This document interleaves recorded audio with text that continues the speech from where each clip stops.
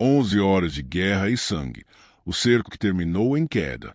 Você abre os olhos e não consegue ver nada além de fumaça. O cheiro de pólvora queimada gruda na garganta.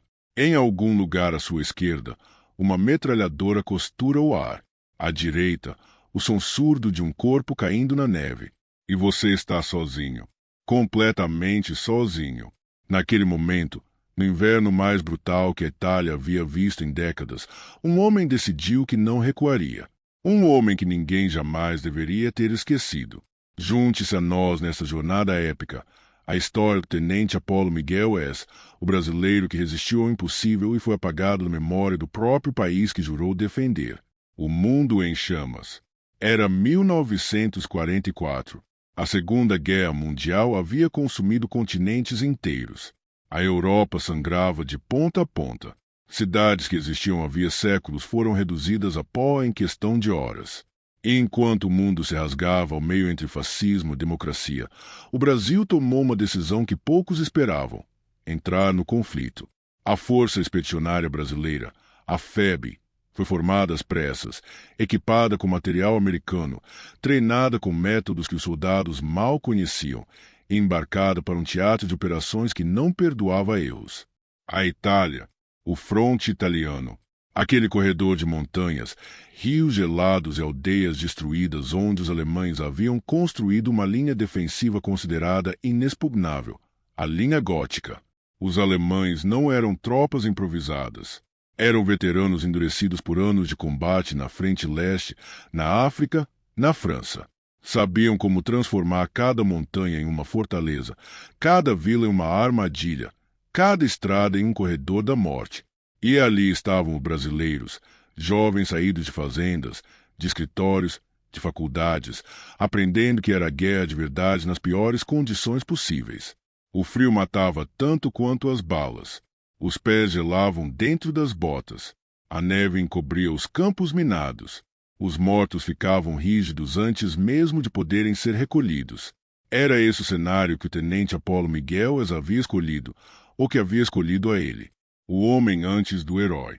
Apolo Miguel não era o tipo de homem que você imaginaria como protagonista de uma história dessas. Não havia nele aquela dureza forçada que alguns militares cultivam como segunda pele. Era culto, reflexivo, formado por uma educação que valorizava tanto o pensamento quanto a ação. O pai havia sido uma influência decisiva, alguém que acreditava que um homem só se mede pelo que faz quando ninguém está olhando.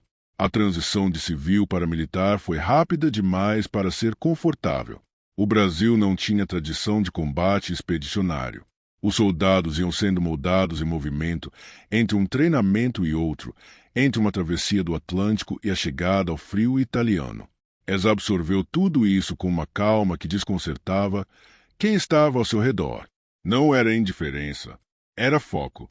Quando chegou à Itália, ele carregava consigo algo que nenhum manual militar ensina: a convicção de que cada homem sob seu comando era irreplaçível, que cada decisão tomada em combate tinha peso real, que guerra não era abstração, era carne, era sangue, era o rosto de alguém que você conhecia pelo nome.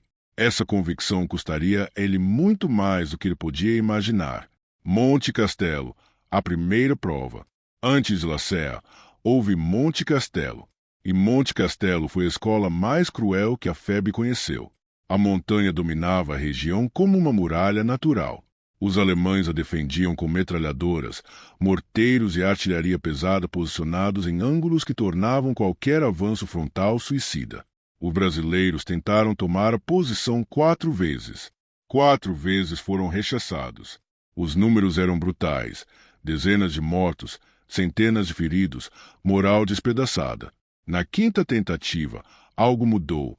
A combinação de treinamento aprimorado, apoio aéreo e artilharia coordenada finalmente abriu uma brecha. E dentro dessa brecha, líderes como Es fizeram a diferença que separa uma derrota de uma vitória. Naquele campo coberto de neve e corpos, ele demonstrou o que a liderança significa quando os manuais já não servem para nada. Manteve seus homens em movimento quando tudo gritava para parar. Tomou decisões em frações de segundo. Avançou quando recuar teria parecido razoável para qualquer pessoa sã. Não era estratégia. Era presença. Era o tipo de coragem que se transmite por contágio. Um homem de pé quando deveria estar no chão, e de repente todos os outros encontram motivo para se levantar também. Monte Castelo caiu. Es ganhou sua primeira medalha. Mas a guerra ainda tinha uma última conta a cobrar. La Serra, a missão que não devia ser possível. Março de 1945. O inverno ainda não havia terminado, mas o fronte começava a se mover. Os aliados estavam pressionando em toda a extensão da linha gótica. Os alemães, encurralados, tornaram-se ainda mais perigosos. A desesperança tem uma forma particular de violência. A vila de La Serra ficava numa posição estratégica que ninguém queria admitir ser tão difícil quanto era. Campos minados cobriam os acessos. A visibilidade era quase zero. A névoa da manhã misturada com fumaça de artilharia transformava tudo em uma parede cinzenta. E o fogo inimigo vinha de ângulos que mapas não conseguiam capturar completamente. A ordem chegou com a brutalidade econômica de quem não tem tempo para elaborar, tomar a posição. Es olhou para seus homens, olhou para o terreno, olhou para a névoa que escondia os campos minados e disse duas palavras que definem tudo o que ele era: vamos. Não havia certeza de que voltariam. Não havia garantia de apoio. Havia apenas a direção certa e a decisão de seguir em frente, porque alguém tinha que fazer isso, e aquele alguém era ele. O avanço começou no silêncio tenso que precede a primeira rajada. Os homens moviam-se com cuidado calculado, cada passo um cálculo de sobrevivência. Os campos minados eram como um quebra-cabeça escrito em terra, e caminhar sobre eles era o enigma em tempo real, com o erro custando uma perna ou a vida. Então o primeiro disparo rasgou o silêncio, e tudo explodiu ao mesmo tempo. O inferno começa. O céu explodiu em fogo antes mesmo de amanhecer completamente. Metralhadoras alemãs abriram 3 linhas de fogo cruzado. Morteiros começaram a cair com a precisão assustadora de artilheiros experientes.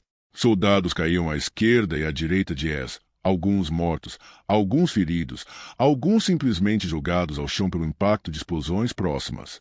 O caos de uma batalha real não se parece com nada do que treinamentos simulam.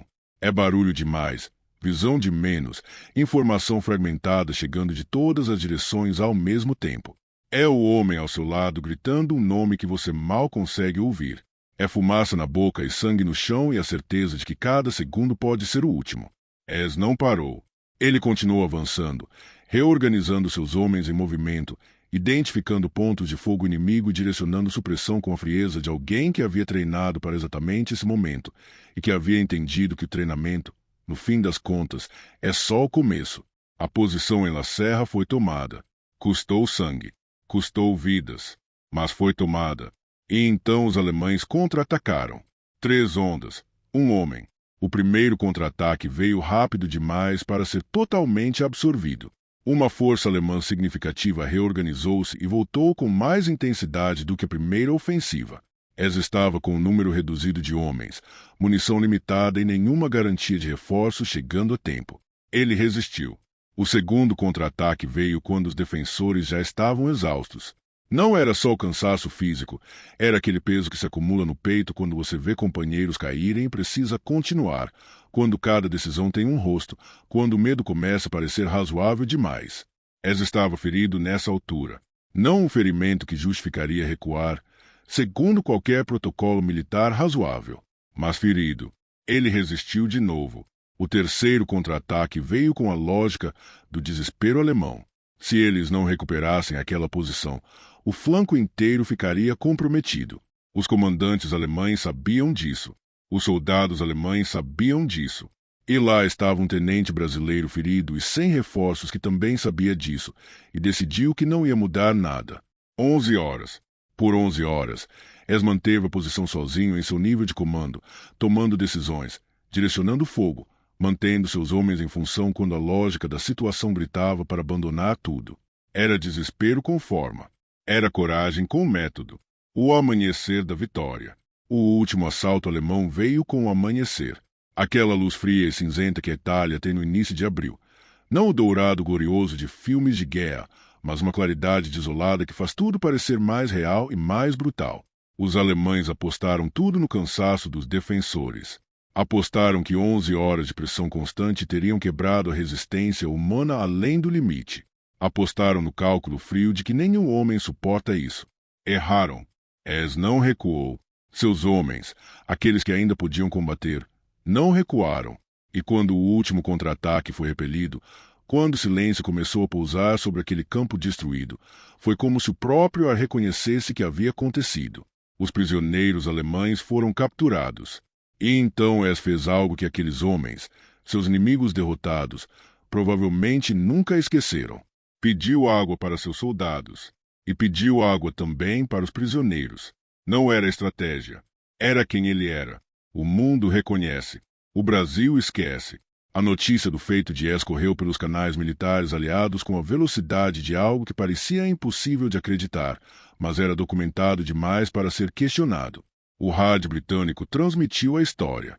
O exército dos Estados Unidos, em um gesto raro para um oficial de uma nação aliada menor, concedeu a ele uma de suas mais altas condecorações militares. Internacionalmente, o nome Apollo Miguel Es foi pronunciado com o peso que merecia. Era o tipo de feito que define carreiras militares, que entra nos livros de história de academias, que é citado por décadas em cursos de liderança e tática. E no Brasil, silêncio. Não foi um esquecimento gradual, do tipo que o tempo produz naturalmente sobre figuras que nunca foram muito celebradas.